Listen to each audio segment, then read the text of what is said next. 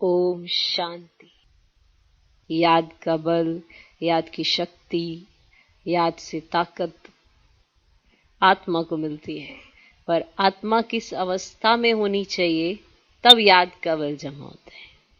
वह है देही अभिमानी अवस्था। क्योंकि देह अभिमान ने नीचे गिराया, देही अभिमानी अवस्था ऊपर उठाई। बाबा की याद में सब ब्राह्मण रहते हैं, पर अवस्था कौन सी है?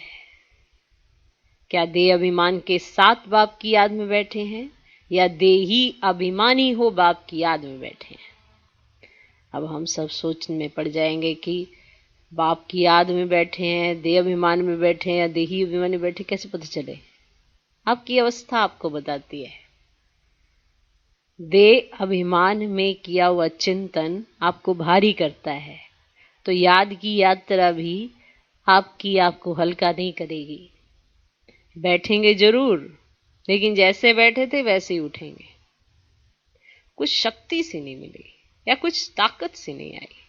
ऐसे आत्मा फील करेगी जैसे बैठी और उठी एक बराबर। तो वो किस में बैठे थे? कौन सी अवस्था में? देह अभिमान में।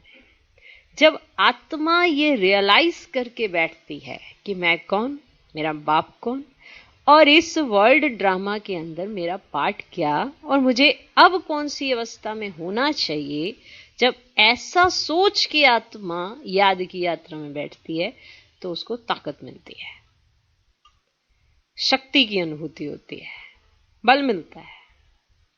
क्योंकि याद एक बल है, योग बल कहा जाता है। पर याद का बल जमा कब होता है? जब अवस्था देही अभिमानी होती है। अब हम इतना तो पढ़ चुके हैं, इतना तो समझ चुके हैं कि देह अभिमान क्या है, देही अभिमानी अवस्था क्या है, मैं क्या है, मेरा क्या है, और मैं कहां लगानी है, और मेरा किसे कहना है। समझ आ गई है। पर जीवन में कितना उतरा है वो हमारी याद की यात्रा के प्रोसेस से हम चेक कर सकते हैं। कई बार हम बाबा के सामने बैठते हैं उलाने लेकर। अब उलाने कौन देगी? आत्मा, जो देह अभिमान में होगी। देह अभिमान में होगी तो उलाने देगी। अगर देही अभिमानी अवस्था में होगी तो उसको अपने बारे में स्पष्ट समझ में आएगा। तो देह अभिमान समझने नहीं देता है, और देही अभिमानी अवस्था समझदार बना देती है। इसीलिए याद का बल जमा होता है। इसे जब याद करते हैं तो ताकत आती है। इसे जरूर चेक करना कि आप 1 घंटा याद में बैठे, क्या आपको ताकत की अनुभूति हुई? क्या आपको बल लगा या शक्ति की अनुभूति हुई? अगर आपका ध्यान इधर उधर जा रहा है तो याद कहां है? बुद्धि जरूर भटक रही होगी। क्या आपने कभी अपने आप को साक्षी होके देखा है?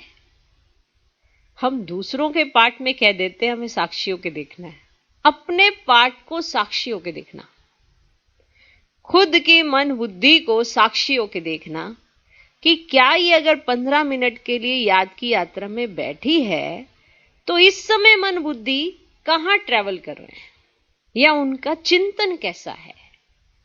जरूर देखना, तो आपको पता चलेगा कि हम देह अभिमान में जास्ती रहते हैं या हमारी अवस्था इतनी अच्छी हो गई है कि हम देही अभिमानी बन बाप को याद करते हैं।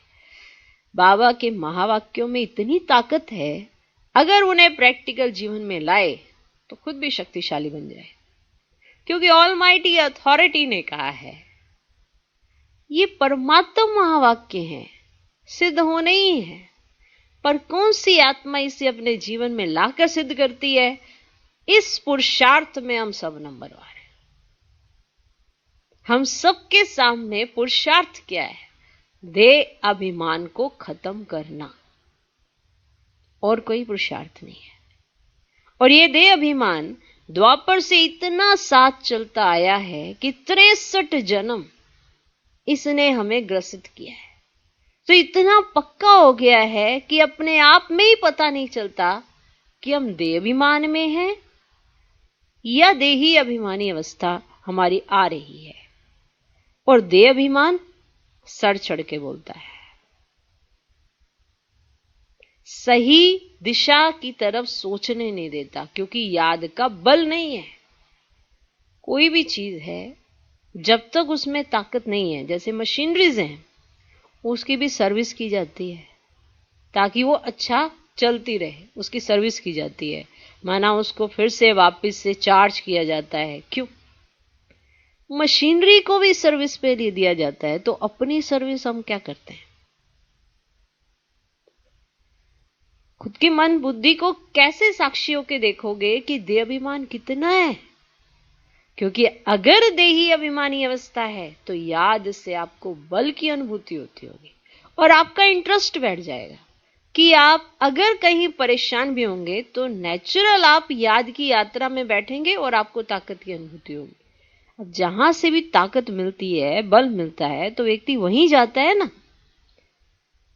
तो अगर देह अभिमान में हम अपनी ताकत खो रहे हैं तो देही अभिमानी अवस्था हमें ताकत की अनुभूति कराएगी। अब ये क्या अवस्था होती है, कैसे आपने अपने शरीर को न्यारा समझना होता है, खुद को ओरिजिनल में जो आप हो वो समझना होता है, या आप अपने इसी जीवन के चक्रव्यूह में उलझते रहोगे तो देह अभिमान ही आएगा। कौन हो, कहां से आए हो, क्या करने के लिए आए हो, ये याद रखना बहुत जरूरी है। तब जाके हमारी देही अभिमानी अवस्था होती है। और वो देही अभिमानी अवस्था में जब हम बाबा को याद करते हैं तो याद का बल जमा होता है, स्टोर होती जाती है, शक्ति स्टोर होती जाती है। कई बार कोई बीमार होता है, उस समय याद नहीं कर पाता, तो जो उसके पास स्टोर है वो शक्ति वो काम करती है, क्योंकि शरीर में इतनी तकलीफ है कि याद ही नहीं हो रही है, लेकिन बुद्धि में बाप ही है और कोई नहीं। तो इसका अर्थ है कि वो जो शक्ति जमा की है वो इस समय काम आ रही है। क्योंकि जब अगर कोई आत्मा तकलीफ में है शरीर से, तो उसकी बुद्धि शरीर में जाती है, पर ताकत कहां से आएगी? तो याद का बल जो जमा किया है वो उस समय सपोर्ट करता है। इसीलिए अगर अभी आप ठीक हो, तन मन से तंदुरुस्त हो, तो क्यों ना देही अभिमानी बन याद की यात्रा कर बल जमा किया जाए। क्योंकि अगर कोई परिस्थिति नहीं आई है तो इसका अर्थ ये नहीं कि परिस्थिति नहीं आएगी। चारों तरफ के वातावरण को आप देख रहे हो, आपके इर्द गिर्द कुछ नहीं है, तो इसका मतलब है नहीं कि नहीं है, पर उससे पहले आप याद का बल जमा कर लो। तो याद के बल से तुम सारे विश्व का राज्य ले सकते हो। ये पॉइंट सेकेंडरी हो जाता है कि आप इतना बल जमा कर लेते हो कि पूरे विश्व पर राज्य कर सकते हो, माना सबके दिलों को जीत लेते हो। तभी विश्व के राजा बनोगे ना। महाराजा महारानी ऐसे ही तो नहीं बन जाते।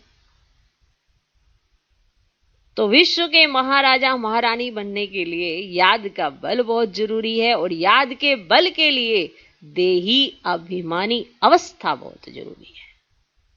तब जाके विश्व का राज्य ले सकते हैं। ओम शांति।